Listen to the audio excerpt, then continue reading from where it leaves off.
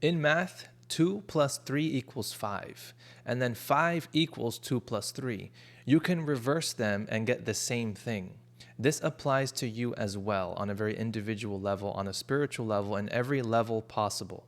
And this is because everything that you believe, think, and any ideas that you have equals something happening in your life. They also say numbers don't lie, and your mentality doesn't lie either when it comes to your life. The way that you think and the beliefs that you hold and the ideas that you hold equals something happening in real life. You can enter a pattern where it always equals the same thing that you are experiencing. So that is what you must change. And this is the reverse operation. So in order to change your life, you would have to change the actual thing in order for it to equal something else. On this channel, I speak about letting go of the past so that you can enter into a new way of being, creating the life that you want for yourself, rather than continue to be a slave to your old ways of thinking. I help you to expand your way of thinking and helping you to get to the point where you can actually shift your mentality so that you can get into the area where you can create, rather than just continue to react to the world around you. I help bring all kinds of concepts, ancient stories, allegories to life and apply them to yourself. And you'd be surprised at how many stories and how many things actually apply to you as an individual. Everything can be applied to yourself in some kind of meaningful way. Now, the way we think typically is when we see something, we usually just react. So when something happens, this means this thing. So if something bad happens, this equals we get upset. Now, this is how this applies to ourselves. One thing happens and then something else happens. It's sort of like a cause and an effect. So this is the way that we look at things typically, and this is how we become sort of trapped sometimes in how we react to everything around us, because everything is just A, B, C. Antecedent, behavior, and then consequence. So we can take this into account. Since there is a 1, 2, 3 step, or a 1, 2 step, this equals that, we can apply this into creating something else. If the same thing is always happening, if we're always following the same pattern, if the same thing is this happens, then this happens, then the same thing will continue to happen perpetually over time. Your subconscious mind works on patterns and it will repeat the same patterns. All you got to do is find out what is happening that equals that specific outcome that you are having currently. So if you're currently experiencing something unpleasant, if you want to expand yourself, if you want to have more money, if you want a better relationship, whatever it is, you're doing something that is just causing you to be in the same rhythm over and over and over again. And this is the way the subconscious mind works. It just works off of patterns. And this is how it gets pretty mathematical. The numbers will always take you to the same product, the same answer. And so will your behavior, so will your mentality. Your mentality, your ideas, and your beliefs will take you to the same result always. If you do the same thing, you will always get the same result. So what you must do is actually change the way that you think, or reverse the way that you think. If we are purely reacting on what's happening around us, we are just reacting. We are just in a reactory mode. We are not doing anything to influence things around us. The outside is allowed to influence us and then tell us how we should be.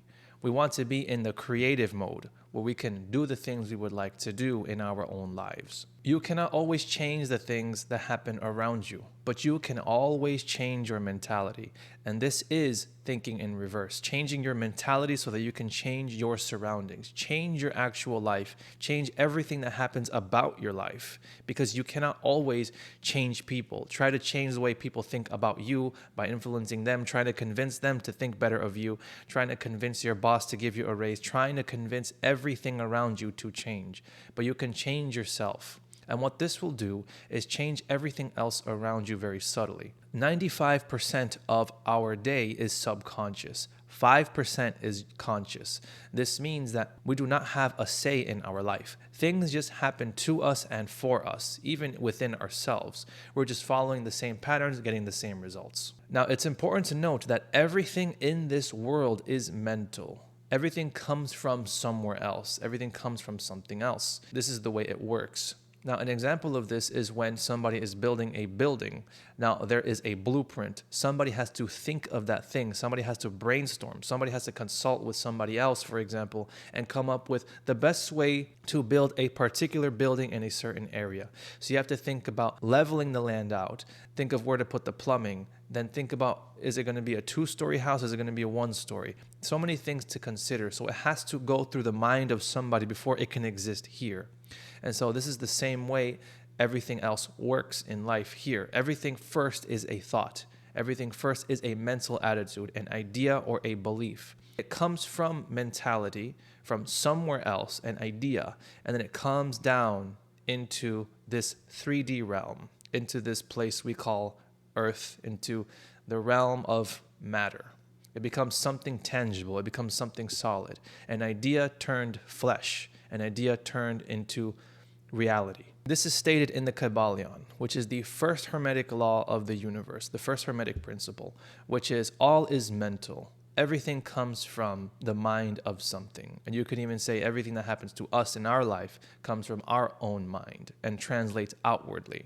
So everything around us is the direct result of what we think. And so our mind will work towards who we are into creating our outside circumstances. And this is why it is very important to change your mentality and think in reverse. Rather than try to change things physically, change your mentality, and then this will, by result, by natural consequence, then change your outside circumstances. We think from the bottom up. So if the universe is mental, then there is a hierarchy. There is a pyramid where everything starts from up here, which is thought, beliefs, and ideas, and then it trickles down and then turns into our reality. So if we have many ideas where we say, well, I'm not good enough, then this is the idea, and then it trickles down into not having many opportunities in our life, for example, because this is the idea that then creates the actual result of what we think. If we think we're not good enough, then we're always going to see everything in life as us not being good enough. So we're not going to be able to be good enough to have enough money, to have good relationships, to have good friendships, to have anything, because we feel like we're not deserving of it. So everything starts with mentality, and this is at the top, and then it goes down. But what we do is we start from down here, and we're looking at the result of everything and trying to change everything down here. And so we just enter a loop, a pattern where nothing ever changes. We don't actually go to the source and change our mentality, change our ideas and beliefs themselves. We're looking at things backwards. So we must change everything and reverse it to the way it's supposed to be, which is typically thinking in reverse for us, because it is very natural for us as people to want to change our environment, to change what's happening, so that then we can actually change everything. We think that we should change people and actual physical things that we can touch, experience here, but we never go in ourselves and change the way we think about everything, which will then change naturally. And this is how many people get into manipulation and to try to change people and things, and then people get very angry at each other because people just say, well, if you thought like this, then life would be better. And then people just blame each other because they think that if everyone thought like them, then the world would be a better place. But this is just how we end up fighting with each other and end up just getting into a big disaster all the time. It is merely a cause and effect. Your mentality, your ideas, and your beliefs will always make up the reality that you live in. All is mental. And since everything is mental, there is something else that's very important to talk about, which is how the mind works, how your mentality works in telling time and telling how things work. Because your mind actually works in a present tense mode where it just understands what is now, not in the future. So another thing is when people try to tell themselves something, if they say something like, I am going to have this one day, that may work, but your mind understands this as, I'm going to have this one day. And then one day just becomes something that continues to happen in front of the present moment. So as the future comes, you will be here. This is your present moment. And now your future will always be one step ahead, where it's never going to catch up because the future will always be in front of you. But all you have is the present moment. So if you continue to say, I am going to have money, I'm going to have a relationship, I am going to have a better life one day, you're just stretching it out farther away from you. And this is just how your mind works. It's important to take everything in a state of mind now, because you can always feel now. You cannot feel in the future. Once the future comes, you will be there. So it's important to get to a state where you can start feeling now, changing your ideas now, changing your beliefs now, because this is the way your mind understands everything in the present moment. In the Bible, this is explained quite a few ways. One of my favorite ways to understand this concept is in John 4:35. Say not ye, there are yet 4 months, and then cometh harvest. Behold, I say unto you, lift up your eyes and look on the fields, for they are white already to harvest. So essentially what he's saying is, do not wait for the future for you to feel something. The time for you to feel something is now. So this goes back to the law of reversibility, where you can feel something now, and then this will equal something later. So currently you are feeling something. This equals the same life you have always led up to up until now. So let's say that you wake up every day and then you lament your life. You cannot go another day living because you live with somebody you don't want to. You don't have enough money. You just generally don't have the thing you want for your life. And you're just living a life where you're just wondering why you're here. Now, if you want to have the life that you would like, rather than continue to think the way that you do, you would think in a way where you would have the life that you want now already in your own mind, rather than waiting for that thing to happen and then feel happy about yourself. So there's 2 ways of us to think. We can feel happy when we have the things we want, and then this equals us being happy and content with our lives. Or we can be happy and content now, and then this will equal the desired reality we want for ourselves. It's the same thing, just reversed, and this is the law of reversibility. And this is spoken about by Neville Goddard. We first enter that feeling, that state of being, and then this will equal our desired outcome, because our mind will help us get there, and everything will happen to us rather than us trying to force everything to happen around us. We use our mind to create everything happening to us. We don't have to do anything physical. We don't have to beat ourselves up. We don't have to hustle, wake up early and do all of these things, because many times we do these things and then nothing ever happens because we never changed our mentality. We must change our mentality and then take action for things to happen to us. We cannot just simply take action. And again, this one is spoken in the Bible as well. In James chapter 2 and verse 22, it says, Seest thou how faith wrought with his works, and by works was faith made perfect. So what it's saying here essentially is there has to be faith and works, work and faith. There has to be an agreement. Both have to be working at the same time. You cannot have one and the other. You can't have the mentality where you just want something to change and then not do anything. And then you can't do all of this work without the right mentality, because you will enter that same thing that you are doing, where no matter how much work you're doing, you just enter this cycle where you do more for the same amount. And this is the way that it works. Everything works on a pattern. Subconsciously, you are in this pattern where you just continue going in a circle. You are in a box and you cannot leave. So you are in this box, and in order for you to leave, you have to change your mentality so that you can exit the parameters of that box, so you can expand. Your mentality is keeping you in this box, and you cannot leave as long as you change your mentality. This is the faith aspect. This is feeling as though you have the thing now, the present moment, and this is the only way it works. Now remember the hierarchy. All is mental first. Everything comes from the top down. So you must change your mentality first so that your work can mean something. Many times we just enter the trap of work, doing things, and then nothing happens.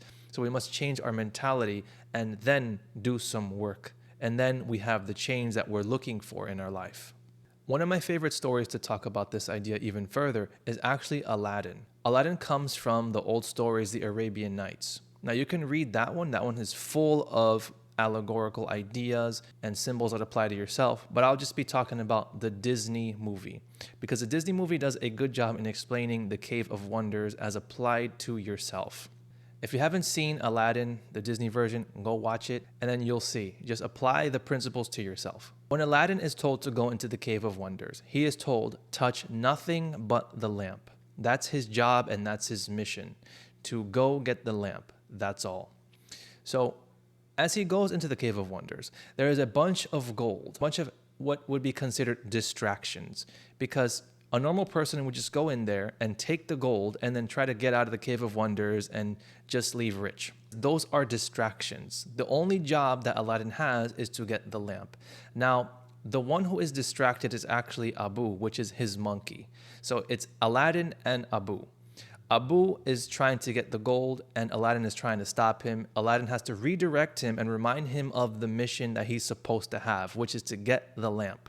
The Cave of Wonders, metaphorically, is our own mind. It is the Cave of Wonders. It is this hollow place where we can enter, that we can have all the things we desire. And this is where the lamp is. The lamp is our capacity to create. This is where the genie is. Now, Aladdin, during his journey, meets the magic carpet. The magic carpet knows where the lamp is, and this is considered our intuition metaphorically. This is what guides us towards the lamp, and it knows exactly where it is. So it leads Aladdin straight there. Now, along the path, as Aladdin goes to the top and gets the lamp, Abu gets distracted by this big red jewel. And it's interesting that it's red because red is considered the color of emotion or an animalistic nature. And as well as the animalistic nature, Abu is a monkey, which is animal nature, our lower nature, so to speak. The nature that is distracted by things. When we try to get into spiritual concepts or we try to get into deeper things, our animal nature, our lower nature, gets distracted by money, women, men, whatever it may be, and takes us away from having our desired reality and just distracts us into pleasure, into doing things that may not be beneficial for us. So that's what Abu represents. So when Aladdin gets the lamp, Abu touches the jewel and then everything melts. So everything in the Cave of Wonders was fake. Everything was just a distraction. The only thing that didn't melt was the lamp because that is the one thing that is real. So in other words, this is describing the mental aspect of everything in this reality as well. The only thing that is real is the lamp. The lamp represents our ability to imagine, our mentality, our creative ability, where the genie dwells. So as he gets the lamp, he has to escape the Cave of Wonders, and then they do. And then the movie continues on. But as you look around in this world, all these things can be distractions from what we actually must do.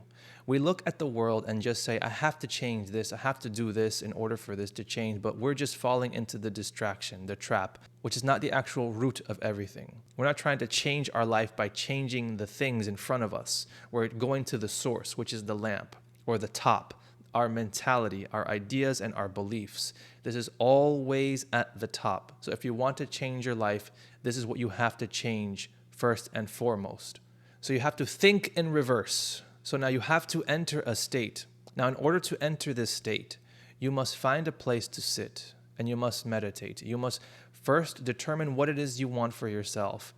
2, visualize it. And then 3, feel it as though it were real in your own head. And it doesn't matter if it's not happening in real life because your mind is the workshop where you can create anything you want. It is only limited by what you think you can have. So you don't want to limit your imagination. You want to expand it. And this will open up your mind to the possibilities, not close them. Because your mind will work with you dependent on the level of how you can think, on what you think is possible and what you think is impossible. If you think something is possible, your mind can help you get there. But if you think it's impossible, your mind will not help you at all. It'll just close your ideas to the possibilities. So you must maintain this reversed thinking. You must feel as though you have the thing desired. You must feel it now. Do not wait. Do not wait for the future. You have everything now, even if it is just in your mentality. You have it somewhere, and then this will trickle down into physical reality. Your mind will help you create the life you want. And now again, when we're talking about the hierarchy, I'm going to show you a picture of something that is controversial to a lot of people. But when we're talking about things that apply to yourself, it's very important. So now on the back of the $1 bill, you'll see the pyramid with the eyeball. And now a lot of people, if they're into conspiracy theories, will say, well, this is Illuminati, this is something evil, this is Freemasonic, and all these things. And that may be. I'm not here to talk about whether that's evil or if it's good, but I'm going to share a secret that they hold from a lot of people, which is how to create the life you want. Now you'll see that in this picture, the eyeball is at the top, and it is separated from the rest of the pyramid. It is separated from the pyramid on purpose because the idea is that it is the imaginative faculty. It is separate from physical reality. This is why it's not touching.